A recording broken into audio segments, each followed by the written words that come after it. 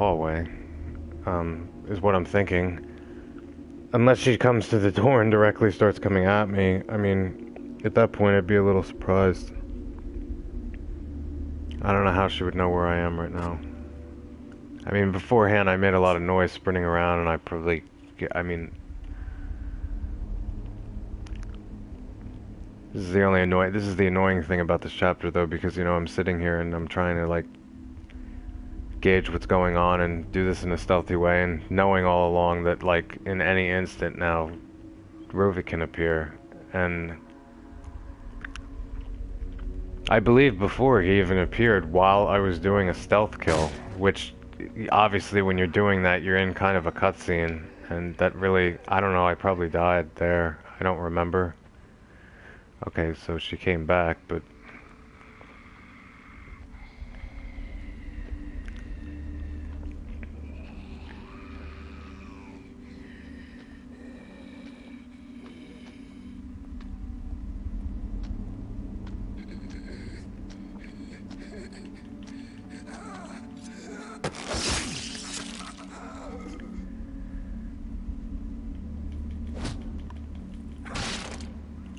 I don't know. You know what? I always wonder this.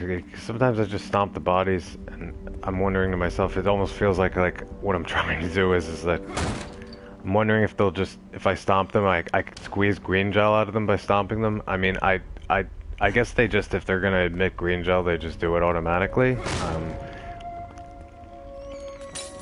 Although sometimes I wonder whether or not, like, if I stomp them. And if they didn't emit green gel beforehand, and they are going to, whether or not stomping them makes any difference whatsoever, I just...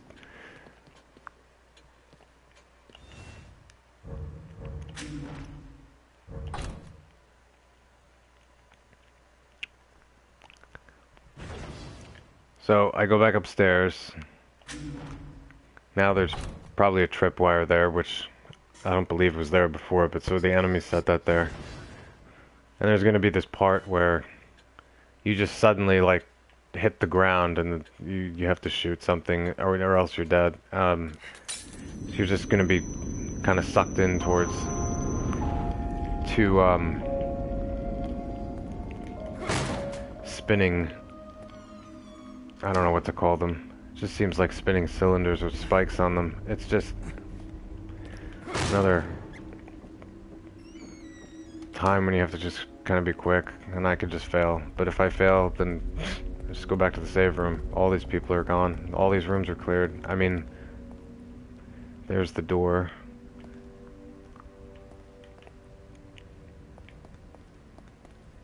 Well, every room isn't cleared, just the ones that I'm kind of passing through. But,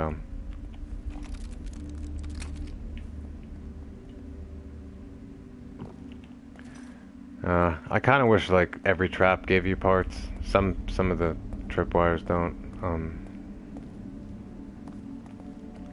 So I'm just gonna fall to the ground here now.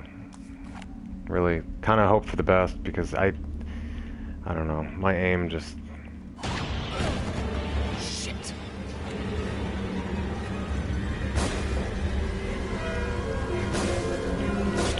And I missed. Oh. I was kind of hoping for that last minute, you know, call. I hit it right at the last minute, right before death. That makes for a good broadcast. Not having your main character just get squeezed through it and dying. That just kind of...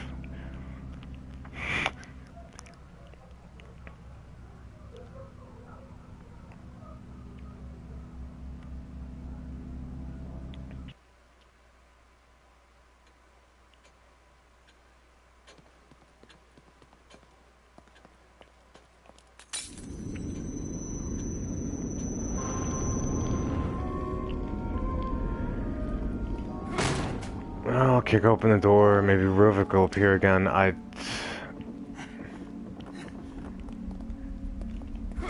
It's really just a matter of having patience, really, in the end. Now, I'm sure there's effective ways to get away from Ruvik, and I'm just not doing... I'm sort of doing, like, kind of a half... I mean, I guess it's because the save room's available. I'm not really also... You know, when he's chasing me, I kind of... I know I can get away from him. I've gotten away from him a couple times, but...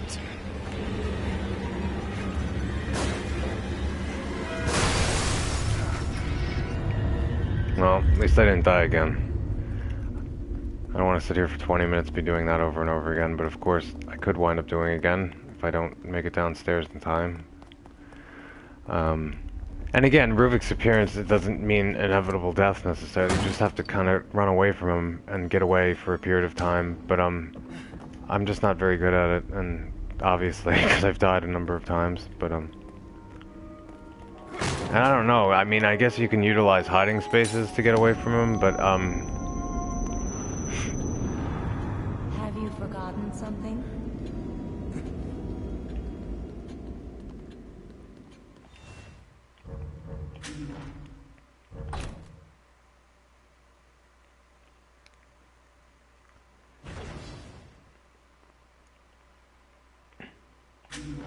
now each of the 3 checkpoints on this board are really where the brains are at, where you would, you know, prod the brain. You need to prod 3 of them to open the door. I'm not really paying much attention or concerning myself with checkpoints. I mean, if the save room wasn't here, I would utilize the checkpoints to my advantage, but it doesn't seem to make any difference here. So really, the way I'm going about this is just... I'm just clearing out all the enemies and disarming the bombs first, and just taking everything I can, and then dealing with prodding the brains. Doesn't really...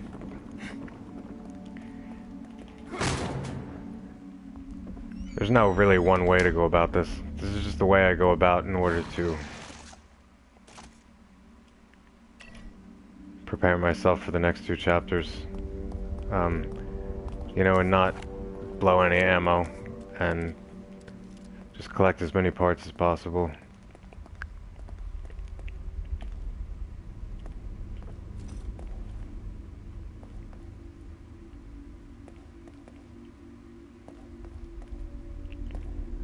Well, you know, it's good to notice that. I don't know if Ruvik appears if I hide in the cabinet, whether or not that's going to help me.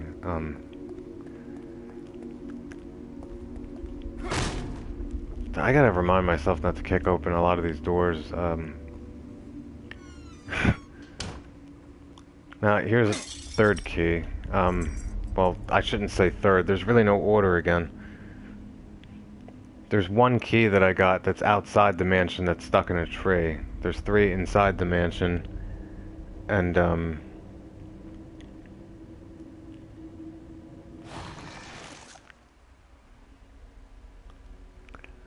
there's 1 in the barn. I know that.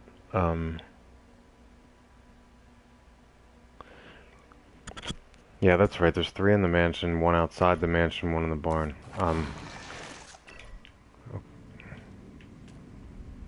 I don't think there's anything in these cabinets. I'm gonna say this beforehand because I think even on like regular modes, I mean, I open up these 2 cabinets and like there's just never anything in them.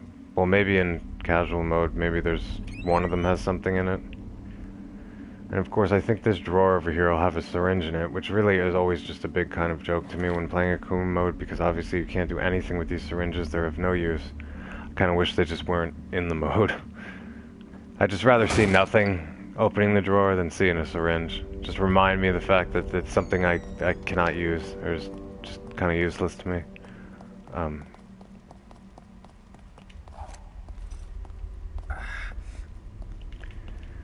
Come on, Sebastian, you can't even... Come on.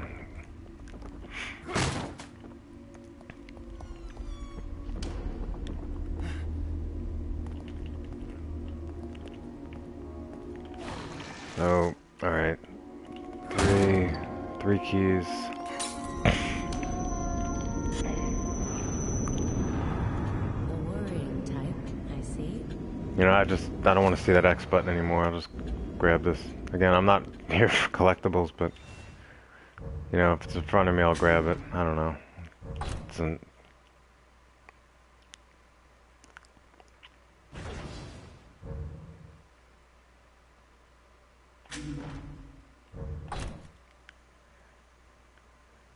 Yeah, I'm doing 2 save files at a time. I mean, as long as um, I usually do that. There's a reason to keep, I mean, I recommend usually keeping more than 1 save file, especially, I don't know, when playing on any mode, it's just in case. Now, I saved over 2 of them, but, because I didn't do anything really at this point that,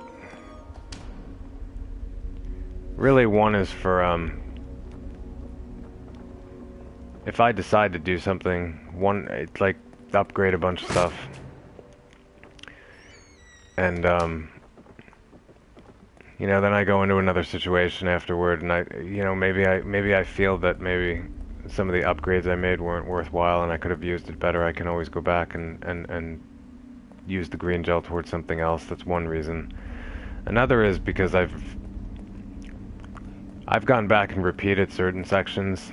On my first playthrough is what I'm really thinking about, where, you know, maybe I've used a lot of ammo or done something, and I thought about it that I could have just gotten through it better doing it another way. So I have a save file to reload back to and do it over again.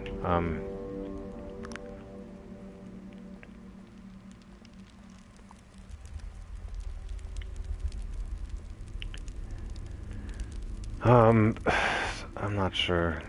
You know what the thing is about this, the prodding of the brain thing here? What do we have here? Now again, on this mode it's 1 hit, 1 kill. Now if anybody hasn't played on this mode, or they played just on the regular mode, if you miss the right spot, you kind of lose some health. Well, in this mode, if you mess up, you just die. So...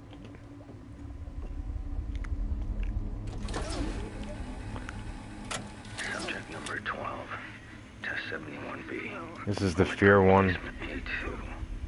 Stimulation of amygdala, seat of emotion and memory allocation. The fear center of the brain.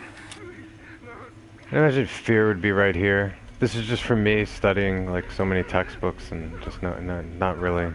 But I don't know. The subject feels as I do. Just a matter of the orientation of. Far too weak to withstand the psychological weight I myself bear daily. This isn't the one that's kind of a pain, but there's one that there's one that sometimes I wind up messing up because of the way that the head is positioned, and looking at the poster, it's not.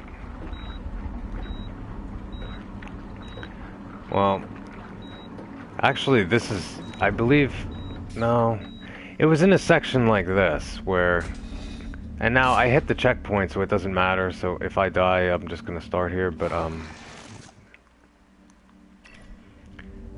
remember coming into one of these sections, and right as I was about to go up to the brain to do it, the screen went blue and Ruvik appeared. Now, being in this position, for instance, I don't even see how you get away from him. What am I gonna do? There's nowhere to run.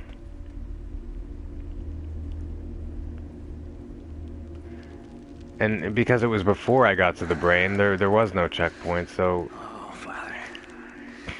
If you only knew how satisfying that look on your face is. Did you actually think? If you locked me away, I would just cease to exist. I don't know why I'm just swinging punches here. It's not gonna really do anything to an apparition or flashback, whatever I'm looking at, but I hope you're proud of yourselves.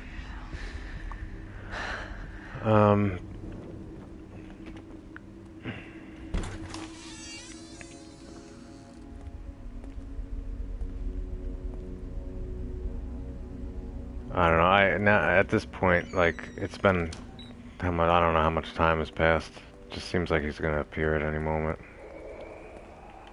Okay. Oh,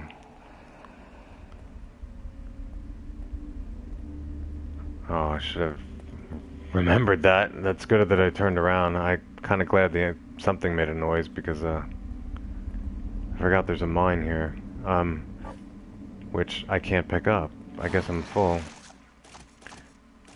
No, I never upgraded the stock for that yet. I kind of should, because they are useful, and there are specific situations I can even think of in my head where the mines are very useful. One of the best parts about the mines is the same idea with the bottles. The one thing I don't know, and I don't understand this fully, but any weapon you pull out and use, Sebastian always has to stand up to use it. And that's, I guess, one good thing about using the mines, because at least he can like throw them while he's crouched. Because every time you stand up, you just make yourself, you know, the chances of you becoming spotted by an enemy just increase. So I can't even draw a weapon without standing up. And I can understand with certain weapons why you would need to stand, but I don't know, with a handgun maybe. I don't know, maybe he could still crouch and use that, but then again, there's no sense in me really going on some long... Oh, not good. Unbelievable. I think that's only the third time now I've managed to escape him, and every other time I've died.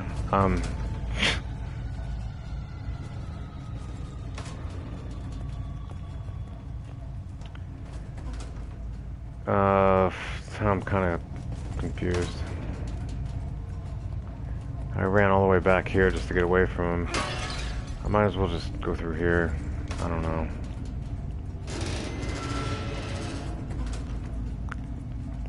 I was gonna do something else upstairs, but you know, now I don't know. Things change.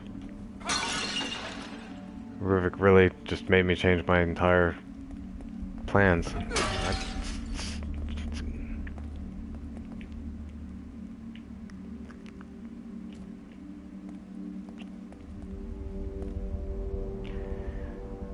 Now, I can hold exactly 3 more matches, so I take all of them. No, normally, if I could only take 1 from that, and it's going to leave 2 on the table, because I'm utilizing that save room, I probably wouldn't take it until later. The reason is because if I go save it, and I've taken from it, if I happen to die and it reloads the save file, probably the rest of the stock of the matches will disappear once it reloads a second time, which kind of bothers me that certain things disappear like that, but I don't even think I could sneak up on her. She's gonna turn around.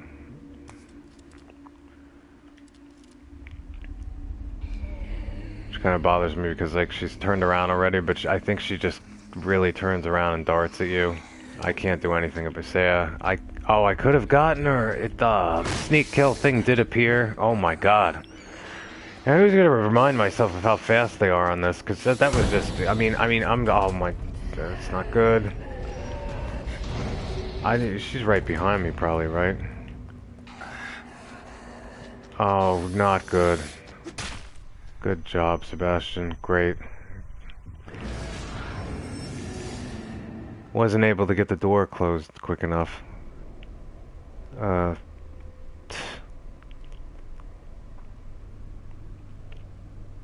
Not that I closed the door, it just closes automatically, but she was just directly on me.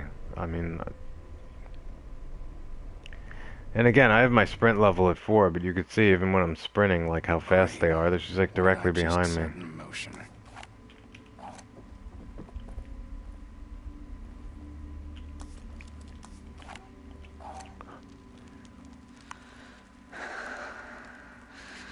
Oh, Father. If you only knew how satisfying that look on your face is. Did you actually? When I got out here last time...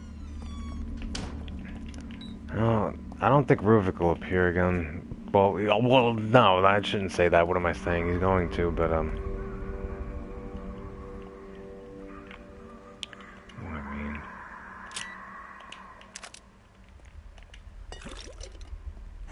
Well, for me that calls for a save.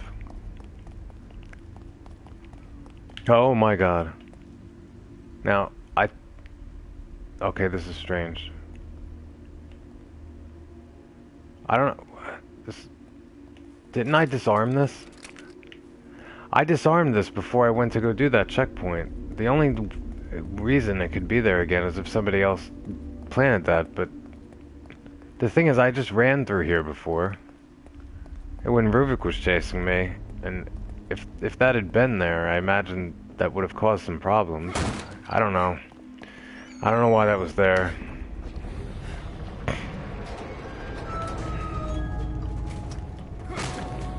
I'm gonna drop the bottle because can't take the bottle through the mirror. You can't take anything through the mirror. It doesn't really matter. You've been expected. I've been expected.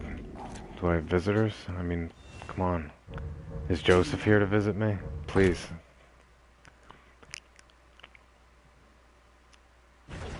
No, I like Joseph's character. It's just after... For anybody who's played on this mode, if you've... Really, right at the point of Chapter 5 when you meet up with him, and at that point when you see his health bar on the screen, that's probably the point on this mode when it really starts getting... When you're with him and having to protect him on his health, and he can die very quickly on this mode. It's just the whole sequence, like in Chapter 5 with the Kidman and peeking probably into 2 rooms in Chapter 6.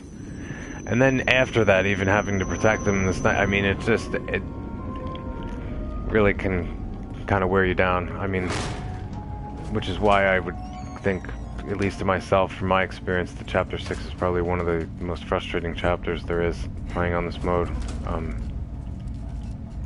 If not the most frustrating. Even, like, I mean, 10 can be kind of... I don't think it equals that of 6, though.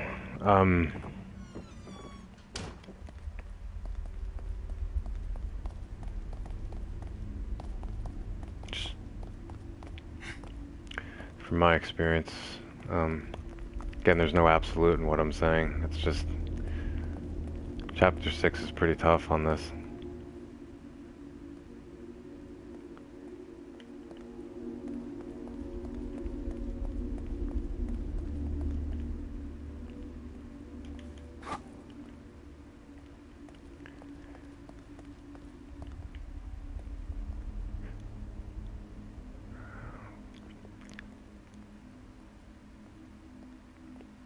Yeah, and on this mode there's a lot more traps set up in places where if you were playing on survival and came into this, you might, you know,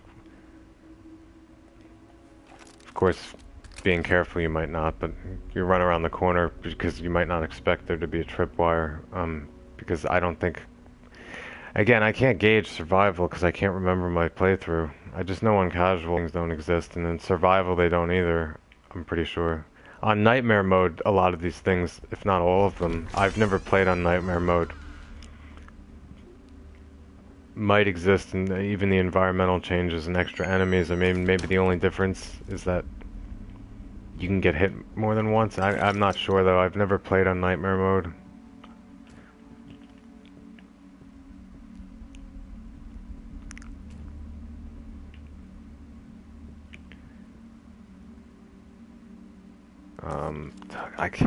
I kind of wish usually when I'm playing this, I kind of will sit in a place for a while and think for a moment about what to do, but I'm also aware that Ruvik can appear at any moment. It's kind of just makes it a little...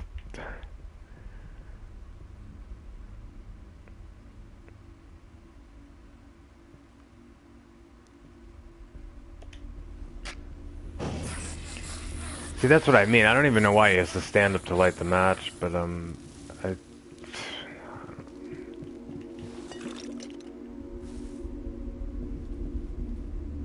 Hey, how's it going? I don't know. I shouldn't have turned that on. That's just gonna, while I'm talking, you know, muffle my voice and. Scream and scream, but they die much too quickly. Oh no. Tailored settings achieve better results. This isn't good. I gotta. Ruvik's gonna appear. He's gonna. Some enemy's gonna slam through the door here, probably. Right? Yeah. Fear, hope, consent. I gotta get out of here. And, okay, well, that door's open. I kind of wanted the enemy to bash through just because if he opens that door, I can kind of get around and not have to wrap around like this anymore.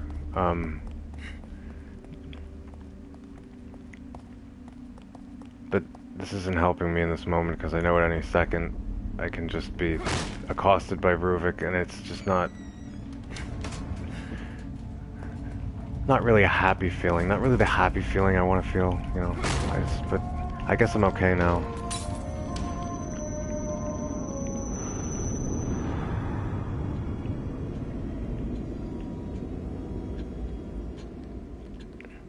What You've are been you on? inspected. Are you on chapter 10 playing on this mode right now? Are you talking about the trauma, the creatures with that kind of slug around like a you know, they have, it looks like they're, some people like to call them the crucified. They look like they have a wood on their back and they can sling kind of their arm at you. It's kind of,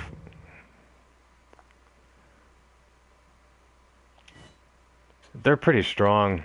If you're talking about them, and there's one scenario in chapter 10 which is really kind of frustrating.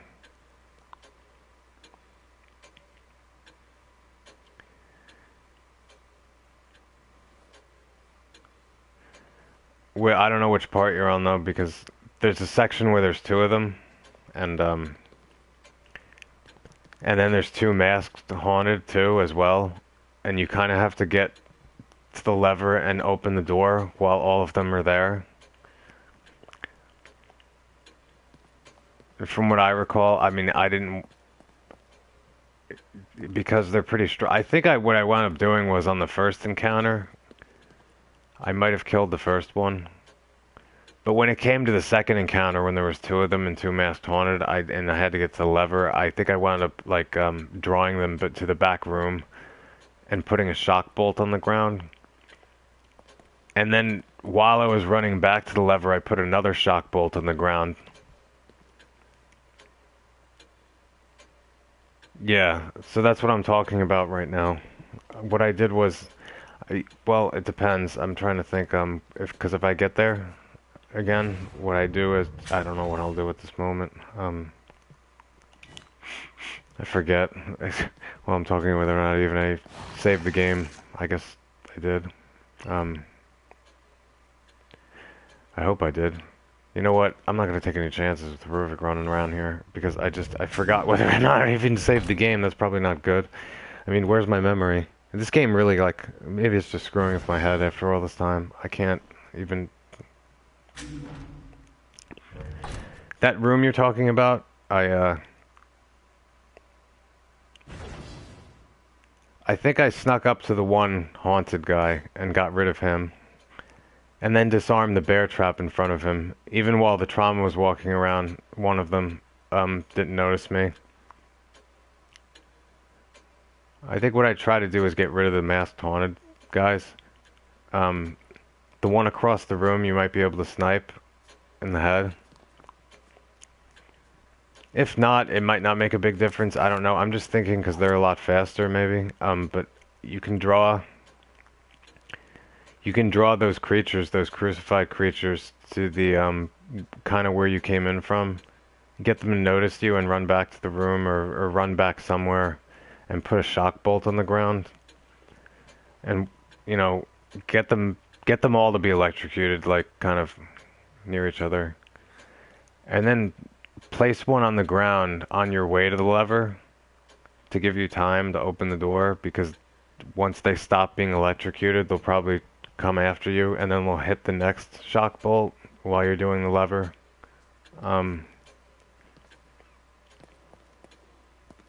That's kind of what I do with shock bolts. Is I usually will plant trails in some places, even towards myself if I'm dealing with an enemy, because one good thing about, I mean, I know they cost 4 parts to make, and that's a pain, but one good thing is, not in this case that I'm talking about, but in other cases where I'm planting them towards myself, is that you can pick them back up if you don't use them, which, like the explosives, which is good. But in that particular case, you're not going to probably be able to pick them up. I imagine maybe 2 of them.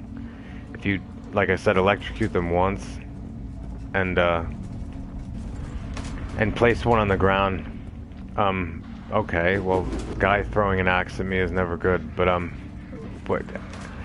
this isn't really the time to, I guess, be casual, but I can't imagine, like, this is what if I played this game so much and then I go out on the streets in real life or something, or go out somewhere and, someone's outside with an axe, whether or not, I'd have the same attitude that I have right now. I'm just kind of walking around. I mean, in real life, I guess that wouldn't really work out too well. It feels like my mind is so like into this game that I just I wonder if I would just really react with kind of a okay, you know, just walk outside, you know, my house right now and go outside and get a breath of fresh air and just have a masked guy in my backyard right now with an axe. I mean, normally that would probably scare the hell out of someone. I wonder if right now just doing all of this and just being so immersed in this, like I just kind of would be like, oh, yeah, oh well. Now, if this is an exaggeration, I probably wouldn't. I'd probably be like, run right back in the house, to be quite honest. But I mean, this... I don't know what I'm talking about. I'm just...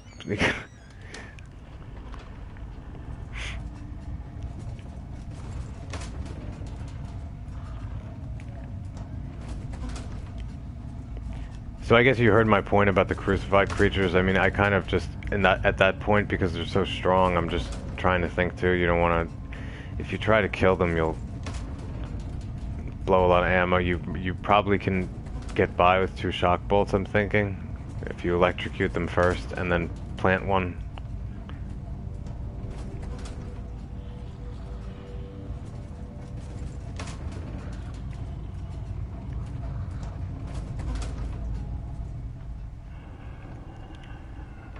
Oh no, he's just gonna stand by the door, is he? I'm not hiding very well right now, so there's no excuse if he turns around and notices me. See, which he did. I didn't know what he was doing. I didn't know if he was gonna go through the door or not. And that's right, Sebastian. Just all right. If the door closes, it gives me time again, but I don't know how far he's gonna go.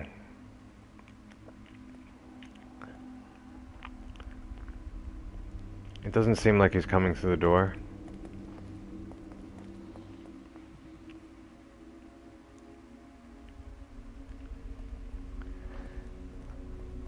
See, I hate this because I'm taking all this time and careful measure to, you know, sneak kill them, so I'm, you know, in order to conserve ammo. Yet at the same time, I know that whether I execute this or not, like, Ruvik can just appear at any second. And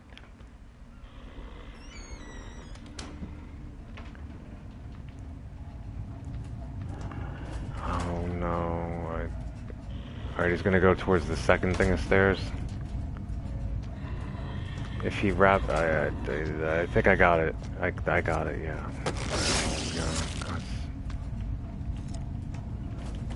Okay, no, I've had enough of this. See, I don't know, there's green gel there now, and I don't know if I got the green gel by stomping on him, or it just would have come out automatically. I don't know.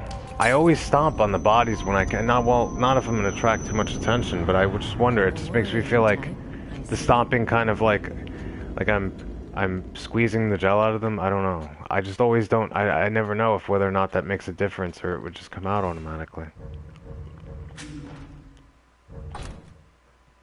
I mean, this house is almost cleared of enemies and things.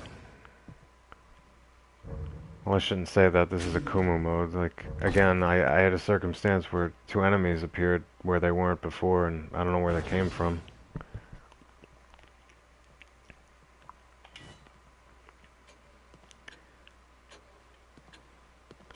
And I know that, yeah, well, the door, I didn't go really to the door down here.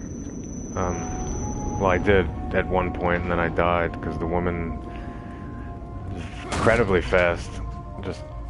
I was full sprinting, and she was just directly on me, like, the entire time. I couldn't even...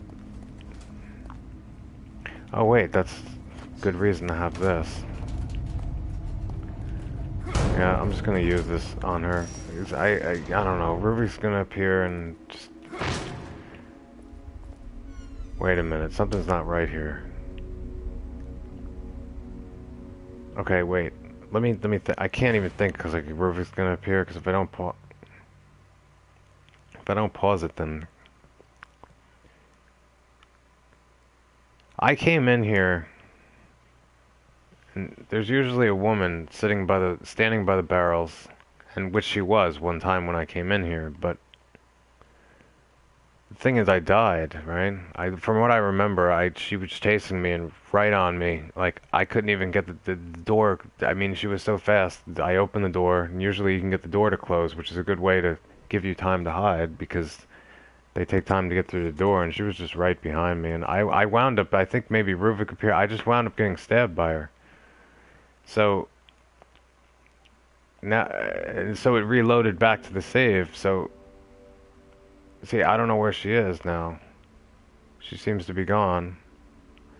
But that's not really not the case. Now I expect her to just jump out of the wall somewhere. I mean, I don't know.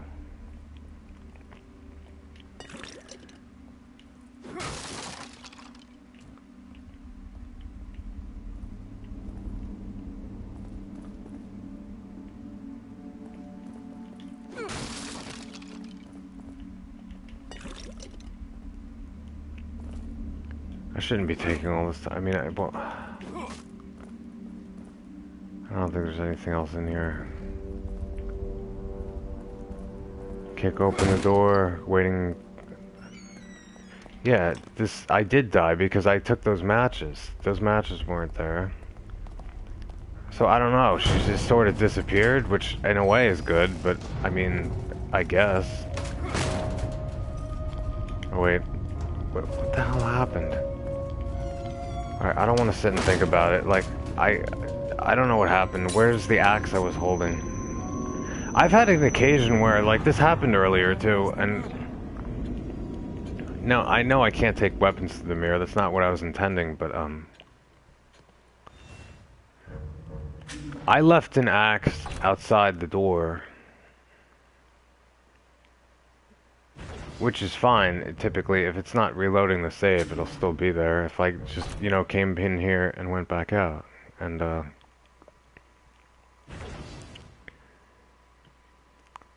I went through the mirror. And I actually did pick up the axe when I came back through the mirror. I came in here. I picked it up. And then I kicked this door open, and then all of a sudden, like, the axe was gone. It was no longer to be found. I couldn't find it. It wasn't on the floor. It wasn't in my hand. It just disappeared. See, this is the real tragedy of playing. Like, alright, that was a little bit of a, an overstatement, but, you know, it's a game, and things happen, things disappear, and there's glitches. I mean, but really, axe is a pretty powerful weapon, a one-hit kill. I don't know, it just sort of disappeared when I kicked the door open.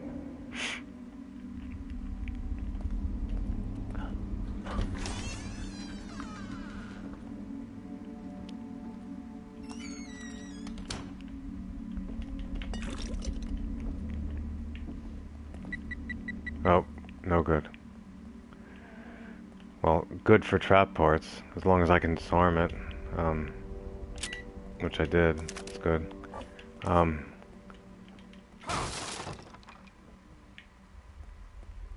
Which I really recommend just disarming all these traps, even though it's a pain, because the needle's fast. But really, this is the method I use on this chapter especially, and this is what I did in chapter 3.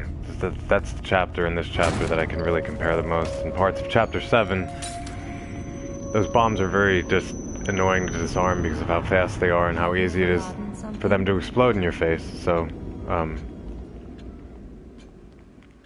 you just disarm them and go save it, because that way, especially in this chapter with Ruvik appearing at any point, I mean, and the chances of dying being high, at least for me they are. I just am not good at getting away from him when he appears, and you know, this way I already have, you know, the parts I just collected and whatnot, and you see, I'm from chapter 7. When I started chapter 7, I had about 11 trap parts, and I left that chapter with like 40. Of course, I used a few along the way. I messed up in chapter 8. Chapter 8 was sort of a dead zone for me. I don't know. That's what it felt like, even when I was broadcasting. I sort of just, I don't know, it's one of those filler chapters, and I just kind of, like, really, I think I just missed, I threw a few, maybe 2 or 3, maybe 2 harpoon bolts. I just missed entirely, I don't know, I was just kind of just, I think 20 or 25 minutes went by on the first part of Chapter 8, and it's not even really that bad. It's just me trying to draw these creatures to a certain area, and I kept failing, and it was just... I didn't even know what to say during the chapter. It's just sort of... nothing really happens. I don't know. I'm kind of lost right now. What am I doing?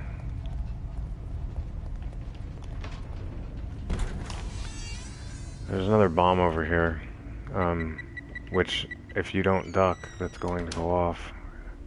I just love how every time he opens the door, even when you're crouched, you just sort of, it's like he stands there for 2 or 3 seconds. It just feels like he's announcing himself, and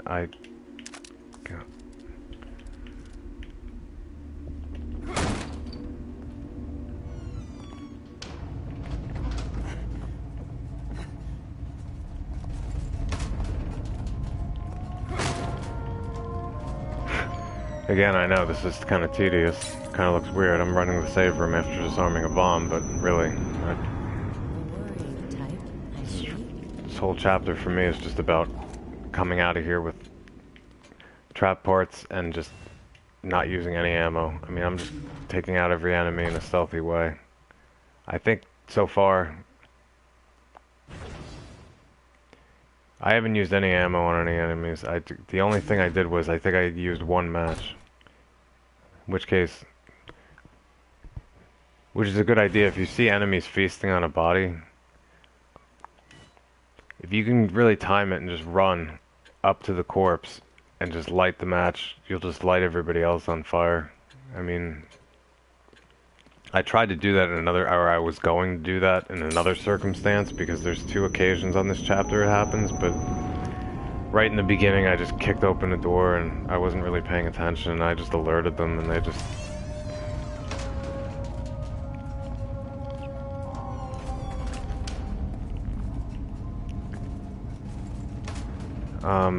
why am I getting, like, all flustered? Oh. I go one direction to the other. I guess it's just, what, these 2 doors? Now...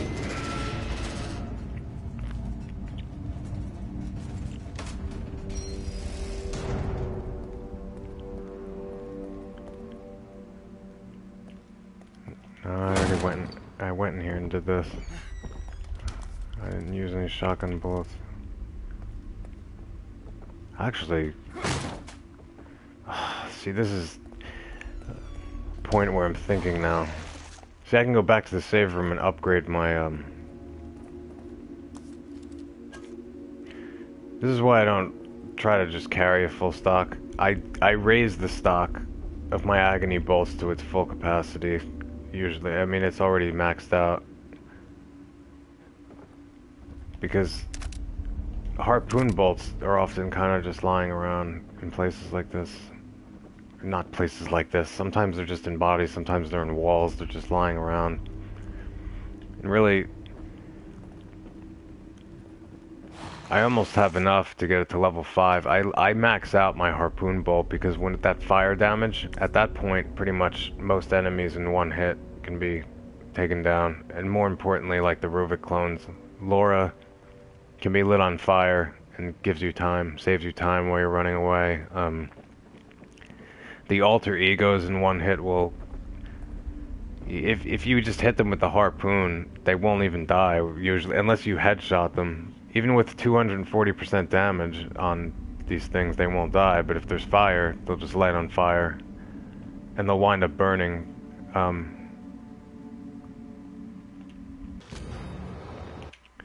Okay, I already kind of know this.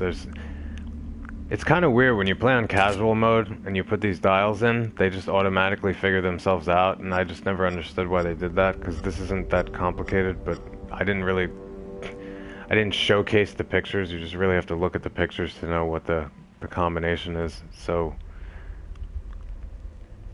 I mean, you'll see like a number of people on each picture, and it's like 11 and 2. So, I mean, it's always the same.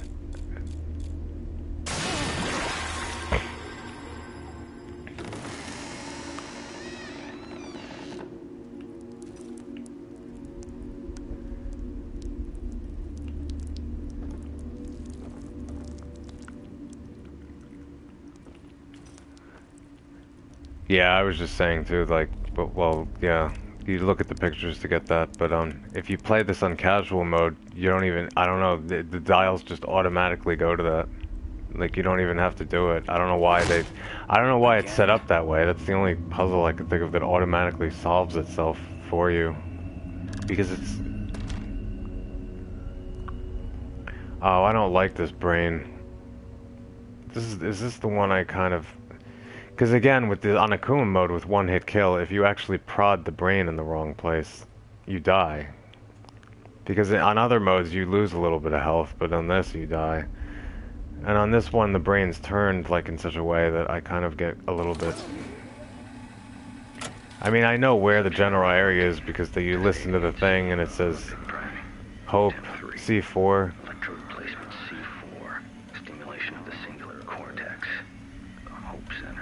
Yeah, it's not really the area, because it's just that the way that the brain is turned when you look at it and the way that it is in the poster, it's kind of... Assailing the hope axis improves domination of the subject's will. And again, failure here means death in this mode, so it's not that big of a deal really, but I don't know. It's...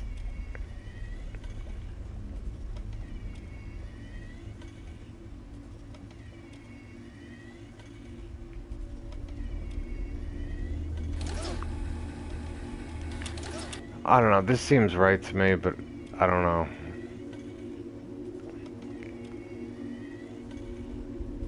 This is crazy. I just died from getting the wrong spot. Okay.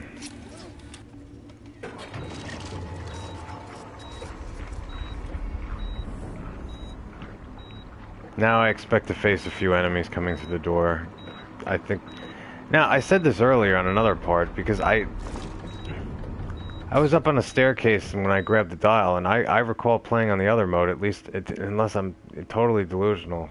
Like, 3 enemies usually would come in that I'd have to deal with, and I was about ready to use a flashbolt, because I have level 4, and at that point I can actually stealth kill 3 enemies on level 4, and nobody came out, which is good, but I didn't expect that. Just nobody appeared. I'm pretty sure that enemies are gonna come through the door here. The hospital has not received the family's usual donation this year. Then again, I might not even meet them because Ruvik hasn't appeared in a while. Worthy of donation. The Victoriano family has always been a generous contributor. The only thing I could think of is if Ruvik makes... If you escape... Somebody mentioned on one of my playthroughs that if... And I don't know if they were speculating or they were asking. I forget. If you escape Ruvik and run away from him a certain number of times, I don't know if they said 3 times, that possibly he doesn't appear again.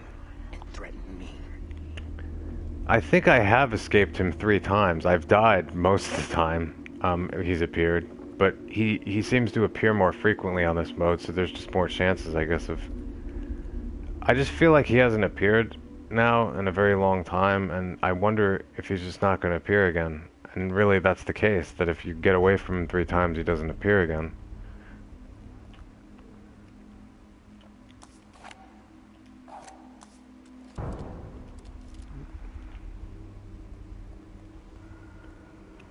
I mean, you know, maybe it was you who said that earlier. And now, if that's the case, then on this mode, which is, again, like the highest difficulty, you know, then I guess the same would apply, because I have escaped him 3 times. And I believe I have. I've died more times than escaped him, but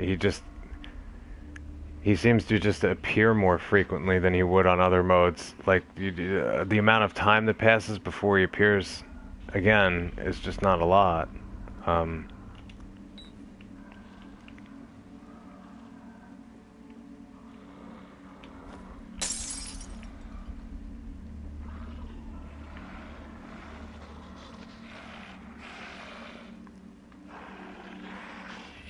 Yeah, it just seems like, I was just thinking about that right now because, I'm walking around here kind of like expecting Ruvik to appear, and he really hasn't appeared in a while, and so I guess I escaped him 3 times, and that's the same for this mode. I mean, I guess that's what happens if you escape him 3 times. It just doesn't appear again, which is good. But I probably died like 5 or 6 times because maybe even more than that. I should have taken advantage of that situation. I could have stealth killed him.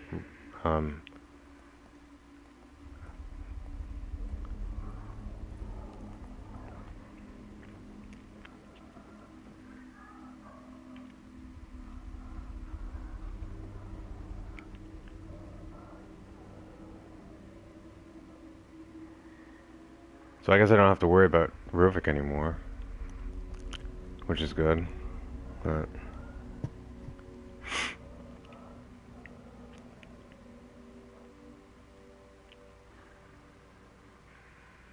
I don't know. He's not in a good routine like for me to.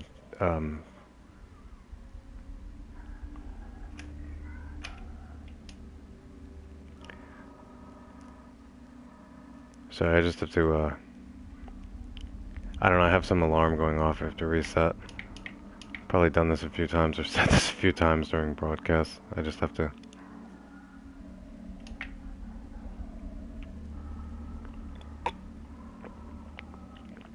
Now, I don't know. If I can't really stealth kill him like here, then I'm just gonna... Actually, there's 2 mines lying around this place, and really, I think I'm gonna upgrade, perhaps, my stock, because I want to grab some of the stuff that I see, and I'm full.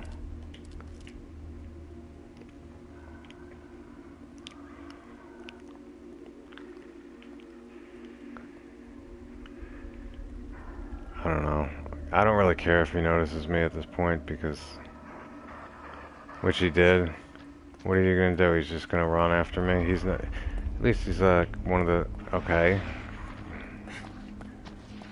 If the door can close, which I hope it does. Did it? It'll take him time to get through there. No, you see, I'm not... This chapter especially, for me, I basically stealth kill everybody, and I don't waste any ammo, because the next chapter, in chapter 11, are chapters that I'm going to be forced pretty much to use ammo and trap ports. So any situation in which I don't have to use it, and I know I can get by with stealth killing, I do, because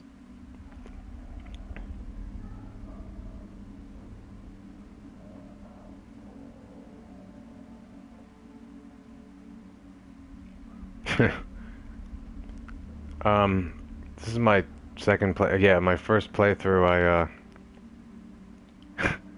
And again, this isn't normal probably, because I play very cautiously, and I guess maybe I spent 3.5 hours on chapter 3 alone, because I just disarmed every single trap, and I basically stealth killed everybody. The first time I beat it, which I guess is the only time, because it's my second playthrough. It took me 46 hours, and I died about 700 times, to be honest with you. And that's what I kind of like say when I'm broadcasting, because again, I'm not like an expert gamer, so in a way, when I'm broadcasting this, I mean, it's just kind of giving maybe more of a kind of an account of like how it, this could go, because I die quite a number of times, but I sort of always emphasize that really, especially when you reach certain checkpoints, that dying doesn't really, I mean, there's really no, if you die, you die, there's really no penalty for it. It's not like you have, I don't know, 5 lives and you die and you have an infinite amount of lives. There's plenty of time to kind of like just, if you feel like something will work out, and there's the possibility or risk of dying, there really is no risk of dying. There's no real penalty for dying except having to go back to a previous checkpoint, and which is frustrating, definitely, but the game's not going to terminate and you have to go back to chapter 1 at any point. You don't lose anything by it. So yeah, I died about 700 times during my first playthrough. And sometimes, you know, during this playthrough in chapter 3 I took some, it's not even really a risk. It was just, you know, if I messed up and it didn't work out, then I was going to die, but this actually worked out well, and I figured out something which I didn't know, because on this mode in chapter 3, the Ruvik clone or doppelganger makes its first appearance, and he just kind of like paces around the center of the village. And what I did was, you know, I had a torch in my hand at one point, or maybe I just picked it up in the ground, and I thought, like, you know, why don't I just try to like see if I hit Ruvik, the Ruvik clone, with a torch, what'll happen? You know, so I kind of like snuck up behind him, which I didn't actually know this until recently. I mean, which still I think, I mean, I believe this, but I didn't know you can, you know, you could also sneak kill them, apparently, I guess. I've never tried it, which I'll probably try it on chapter 13, but I didn't think you could do that. But I kind of went up behind him, and like then I just used a melee attack and hit the torch in the doppelganger's face and the Ruvik clone, and he died in one hit. So really, I just kind of, you know, I could have died if it didn't work, but there's no real penalty for it. I just, really what I gained was just more knowledge out of it. I mean, I just found an easy way to just take out a Ruvik clone, which is really one of the most, you know, seeing Ruvik clones around, I mean, and knowing like they could just emit that surge from them, and just it's an instant kill on any mode you're playing, and to be able to just wave a torch in his face and have him die in one hit is, on this mode even, is pretty it makes things a lot easier.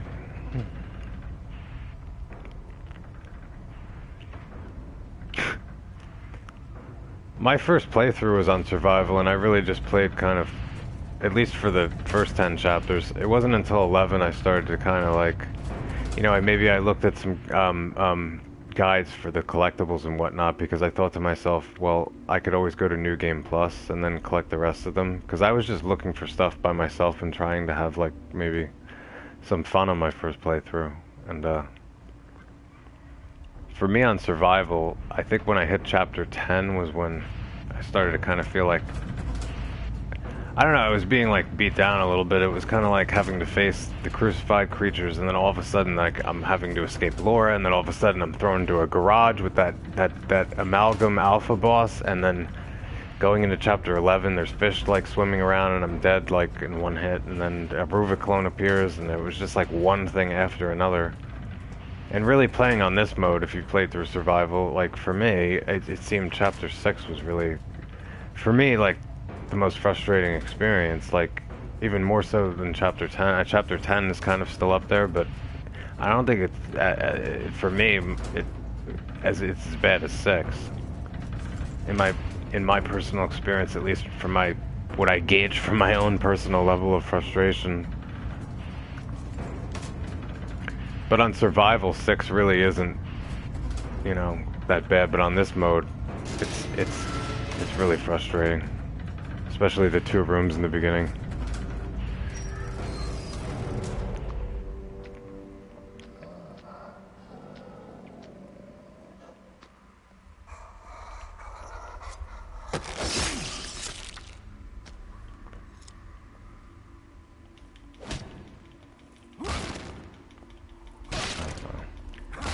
Kind of happy that whole Ruvik clone thing is, you know, that really if you escape him 3 times, he just doesn't appear again. Makes a big difference, you know, because when I'm trying to think about something, you know, I don't have to worry like, oh, every second he's can appear. I don't think there's any more enemies to deal with now. I think I've pretty much taken care of that, so No, wait, I shouldn't say that. I forgot about something.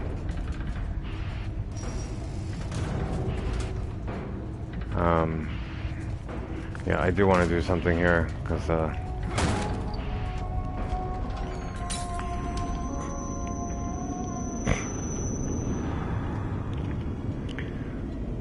don't know, this is one of these things where, you know, I'm really close to The worrying type, I see. 50,000 here, but,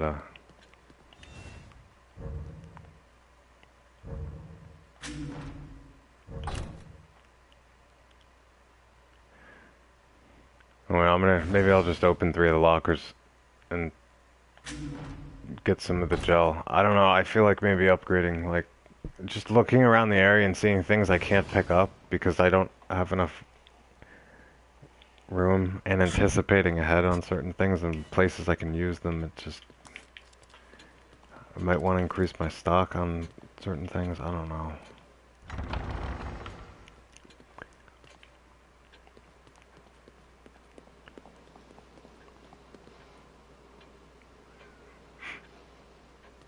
Yeah, I'm definitely getting. I definitely get that at level 5. I'm just kind of hoping that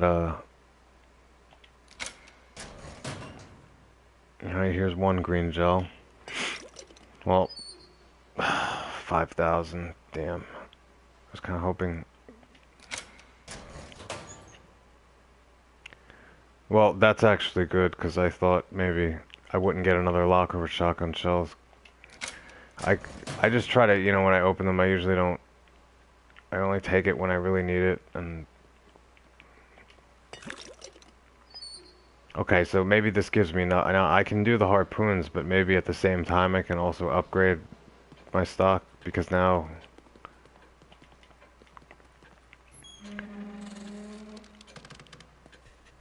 the harpoons are especially useful for me when I'm anticipating that section in chapter 11 after the first encounters with the, I don't know what they call them. I can't pronounce it really. Like sometimes they say Shigyu or Shigo or Shigyo.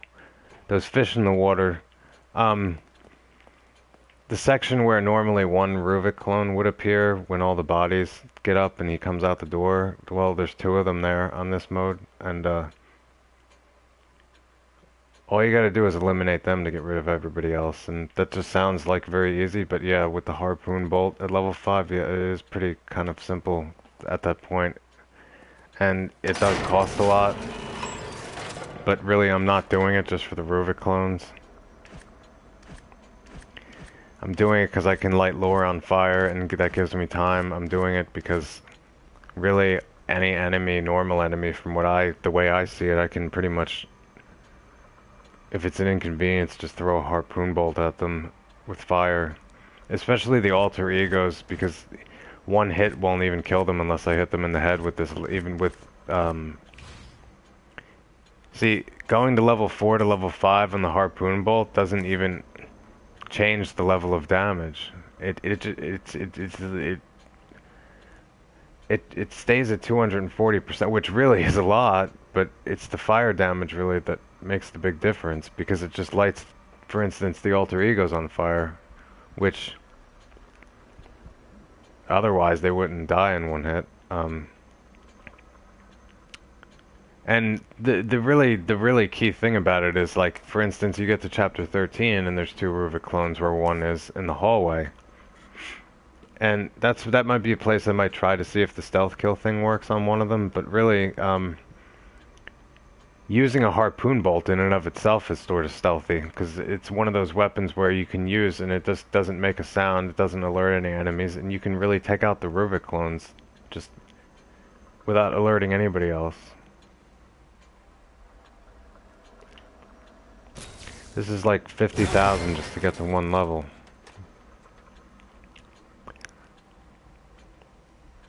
This leaves me with some room.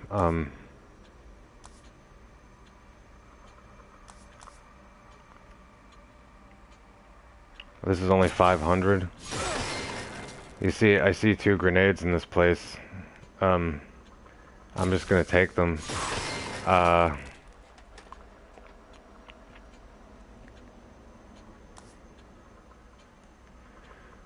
There is shotgun ammo around, but really...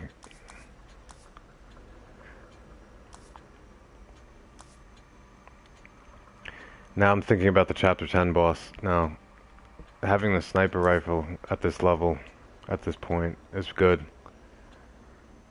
I guess 4 would be a little better, but for that boss on Chapter 10, I usually make use of the sniper rifle, especially when he turns purple. So having the fire rate up is good because, like, really, I don't know, this is kind of hard. Well, not really. If you go about doing what I'm doing, like with all the keys, and I'm just, you know, taking all the green gel I can, exploring every area, it just gives you the ability to upgrade like a lot more than you would. The only ability I bother even upgrading in this is the sprint, and I got it to level 4 relatively quickly. I mean, it might have even been Chapter 3 or Chapter 4, I already had it at level 4. Life gauge pointless, syringe recovery pointless, I mean it's one hit kill. Melee, I mean, I don't really want to get into melee fights on this mode.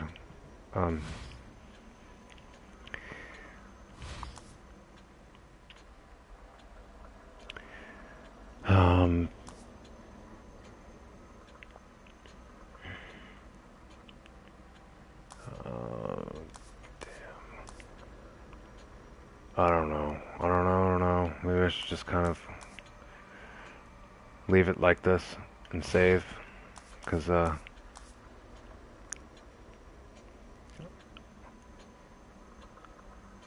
maybe I should do this. It's kind of hard to, because I'm trying to think ahead at the same time while I'm doing this, and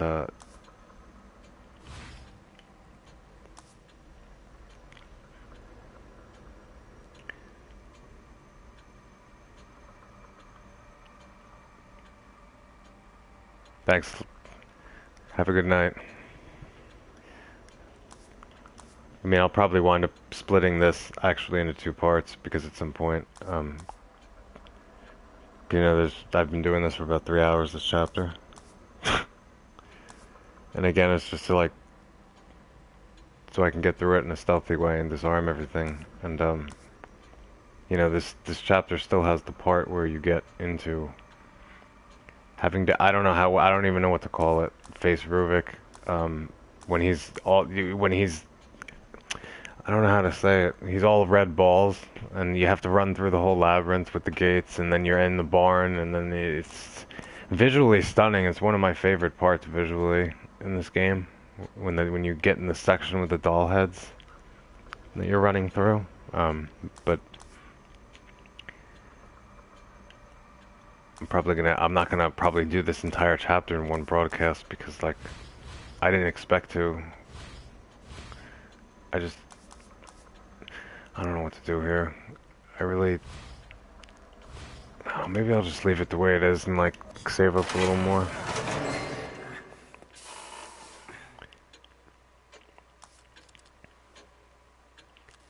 There's the fire damage. The only bad thing... There's only one negative thing about having this at level 5, really. And it's one section. And this is really in any mode. When you... In Chapter 11, when you're in that factory... Where you see the sign, you know, that says danger, and you can't really fire a weapon, or otherwise the whole place will explode. Well, now you can't use harpoon bolts at this level in there. All you have to do is draw this weapon inside that place, and the whole place explodes. And the same applies, I believe, to the shock bolt. If you pull out, if all you do is aim it, it goes to a cutscene and the whole place explodes. Which isn't good because, like, really, like I said, this is kind of a stealthy weapon, and there are 2 enemies to deal with. But really, you just use a stun bolt there if that makes it easier. And I only say that because I really don't like blowing parts. But really, at that part, one of them can pull out dynamite, and if he does that, it just shows him pull out the dynamite, and then it just goes to a cutscene, and just the entire, you know, it's over.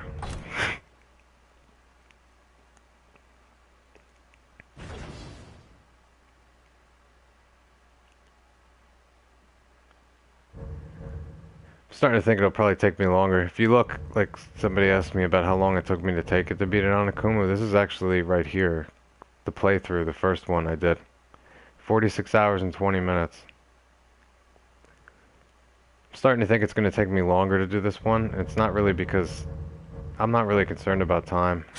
It's just because, you know, and it's great at the same time. That I could just chat with other people while I'm playing this. So, I don't know, I just let time elapse. It really, again, like, it doesn't matter how long it takes to get through it, or how many times you die. It doesn't affect anything. So,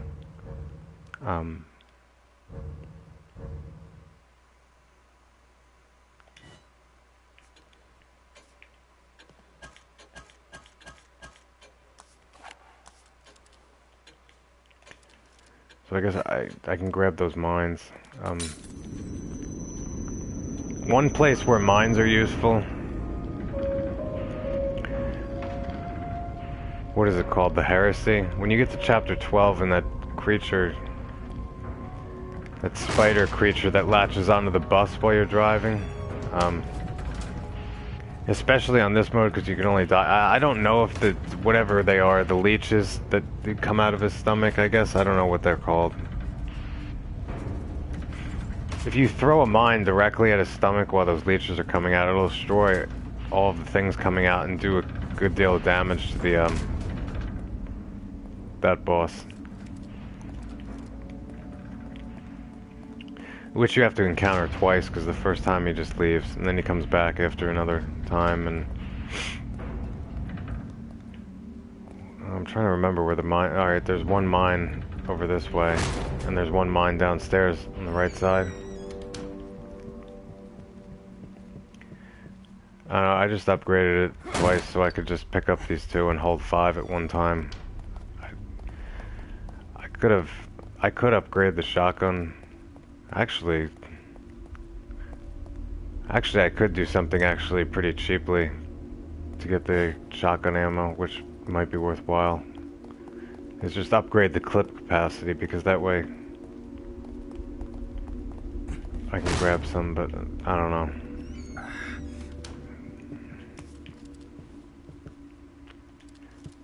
I mean, I have it upgraded, I think, to 3 for the stock of shotgun shells. It would be nice to have it at 5, because at that point you can hold 20 shotgun shells, and I really, the shotgun's a lot more useful than the handgun when it comes to... Especially if you got a lot of enemies in front of you, and you can just blast one shot and, like, down all of them in one hit. Like, you're not gonna kill them, but if you can get them all down on the ground and just light a match, that's pretty much the end of them. Handgun really is not gonna, like, down 2 or 3 enemies at one time.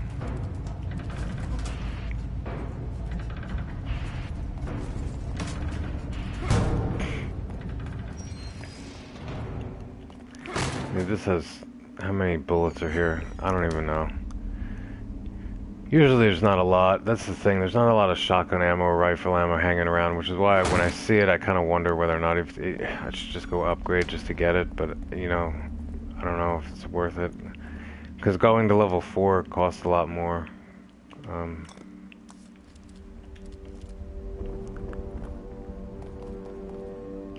again, a syringe that's just inappropriate, because I...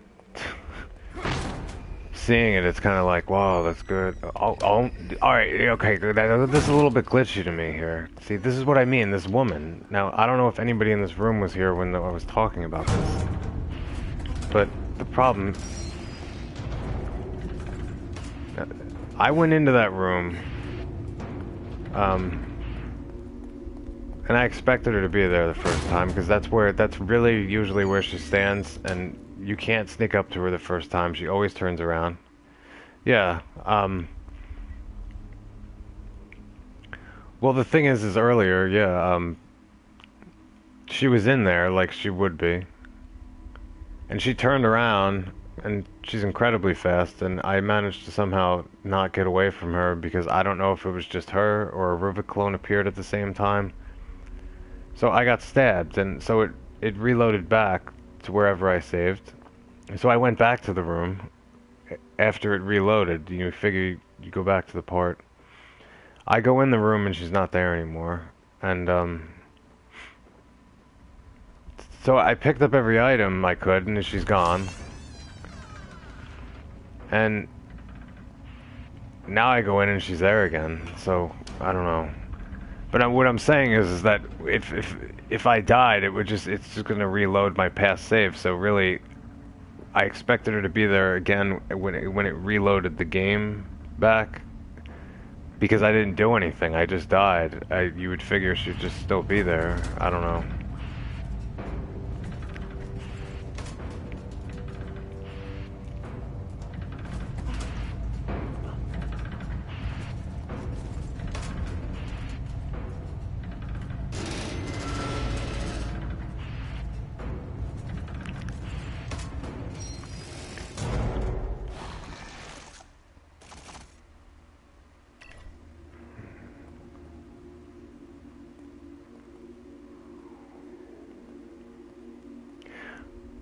No, no, you're right. You know, you are right. Because like, actually, I forgot when I got in. I actually saw the stealth kill thing just for like a fraction of a second, and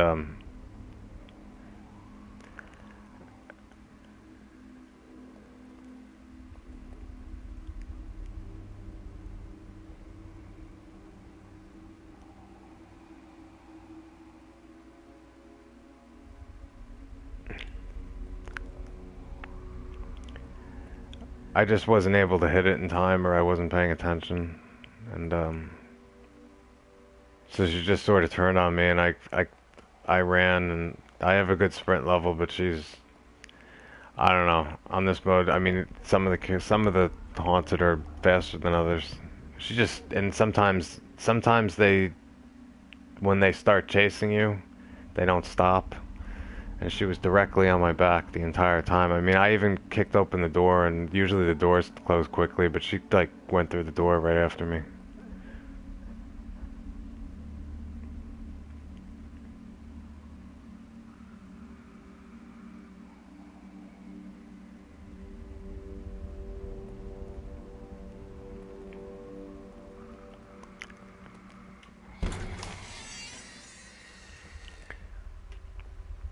You know, she's standing here again. So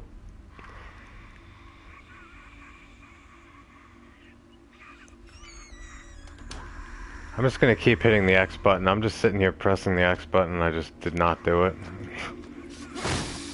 God damn. See, this is what I mean. She's like ferocious, really. I mean, that's really. I don't. At least. Oh, come on. No. It's not really the time to take a break. Take a breath. I mean.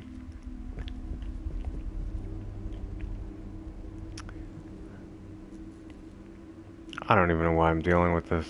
I mean, I picked up everything in that room.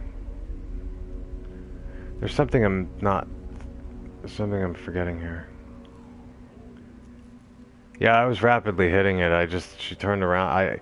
The first time I encountered her, I actually, for a fraction of a second, saw that stealth thing. What I was expecting was I couldn't even stealth kill her, that she was just gonna turn around. So when that came on the screen, I mean, I really didn't. I wasn't even hitting X, and this time I did. I snuck up to her and I just kept. I was rapidly pressing X, but maybe I didn't come in at the right angle, and jeez, man, she's really out of control. Seriously. In this chapter, I mean, I'm finding like that. There was another.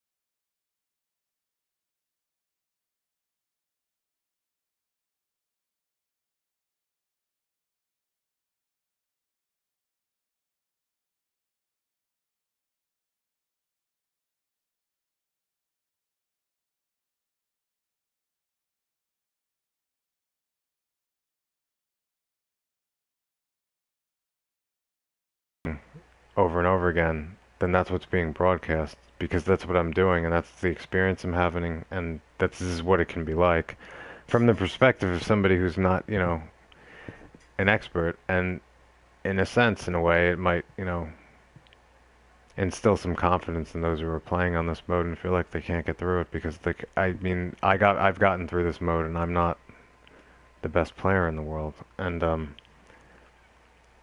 really what it is, it's for me, it was just really about having a degree of patience and really persistence, not really. I feel like in the long run, after getting through it,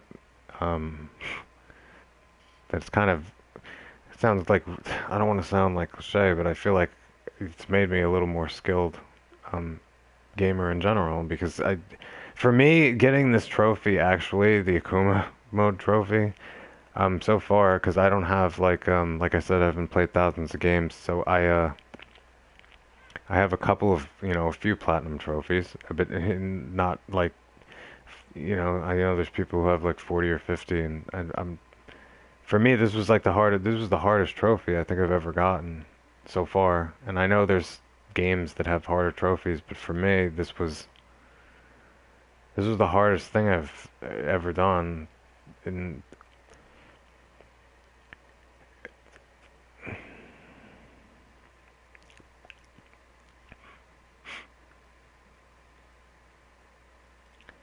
yeah, I mean, for me, I can't think of, I mean, to be honest, wait, I have 9 platinum trophies.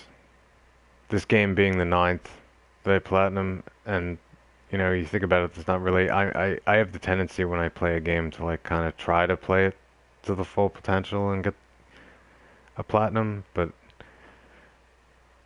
I look back on my trophy list, and you know, these are ones on PS3 and some of the games, and that I did not complete, and when I look back on it after getting this trophy, on some of the ones that I didn't get, like for instance on PS3, I kind of look at it now and think to myself that, you know, I feel a little more confident it's quite possible that I can get the ones that I didn't even bother to attempt some of them because I thought it would just be too much. It was just too much, like I felt like the trophy was asking for, or it would be too frustrating to do. It doesn't seem, I guess, that way now on some of them, but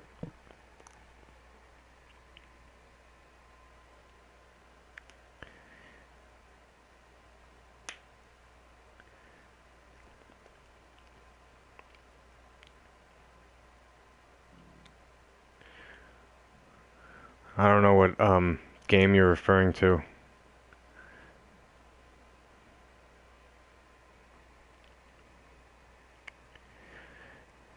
L4D2 expert.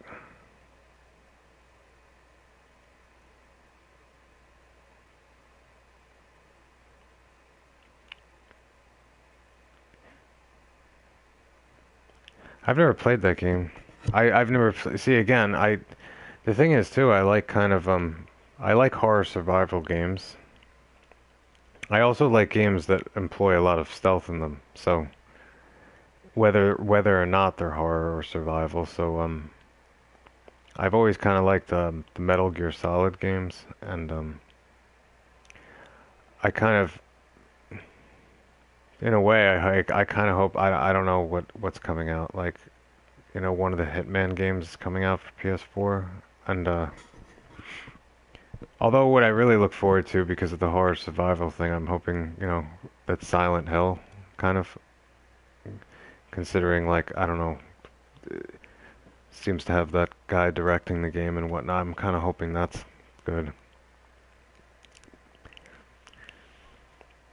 The closest I can think of the last game I played that I platinum like that's more of like of a survival. It is a survival game, and narratively speaking, like just even the acting in it, the story was great. Was the Last of Us, but really beating this on AKUMU difficulty really was just a lot harder than at least in my experience than getting through that game. And I think it's just more, I don't know, part of it's because I found that in the Last of Us, and I could really stealth my way through a lot of that game. Like there wasn't many situations where I was forced, you know, for instance, like this, being forced into rooms, crammed rooms, or even smaller, relatively small spaces with lots of enemies running around at once, and having to shoot my way through things. I mean, there's kind of a mix-up in this game between situations where you can employ stealth and then situations where there's just no way you can like really do it in a stealthy or covert way. I mean, everything's aware of you and you're just running around. It just feels like chaos going on.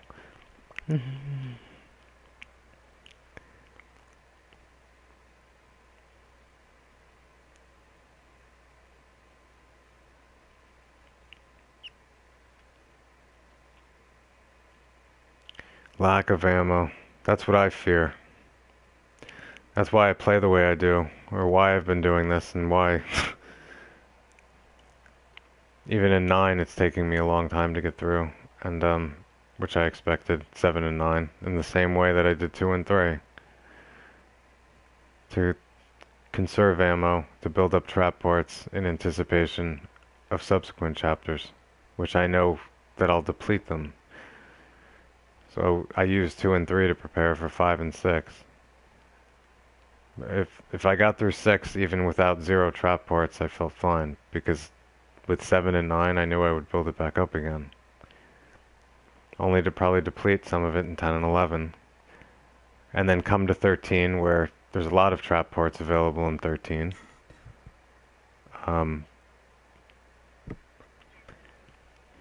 Really try to get to a point in this where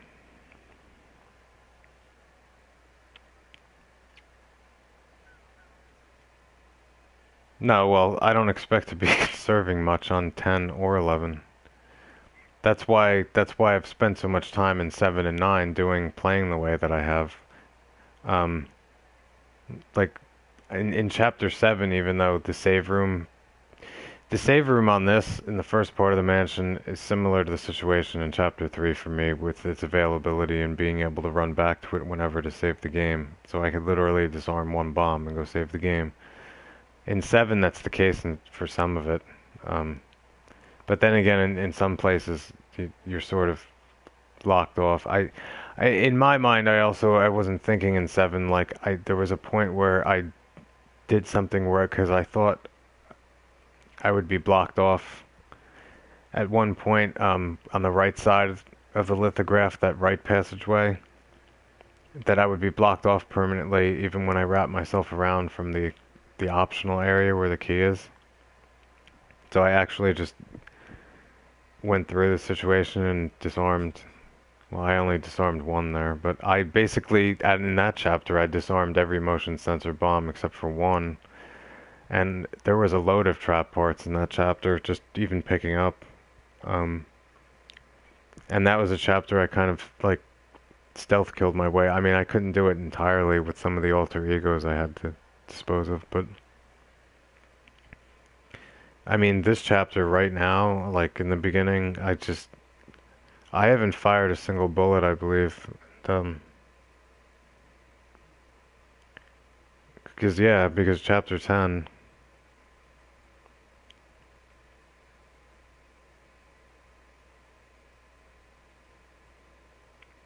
Oh, in chapter 12, yeah, I usually that on that part, that's what I do. That's usually what my recommendation is after you get past the heresy or the first phase of the boss, or when you have to deal with the people shooting at you. You just let Joseph and Kidman do most of the killing and crouch like by the side of the bus.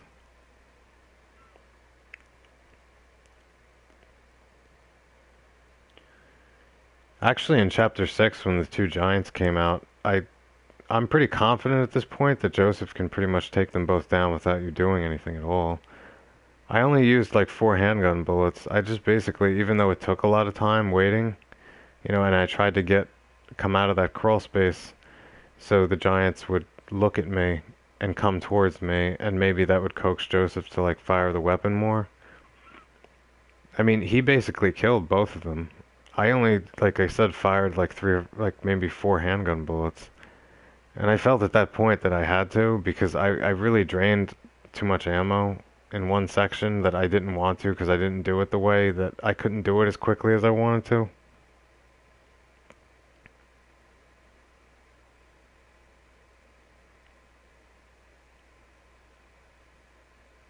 Well, I guess. I mean, I'm going theoretically here because, like, I mean, literally, I believe, if I even look back on the video, I fired like 4 handgun bullets at the Giants in total.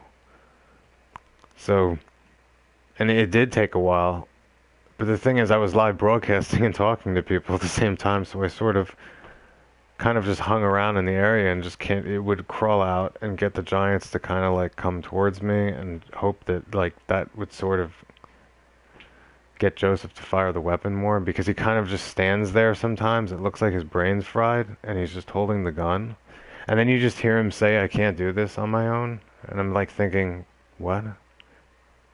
I don't understand. What is it?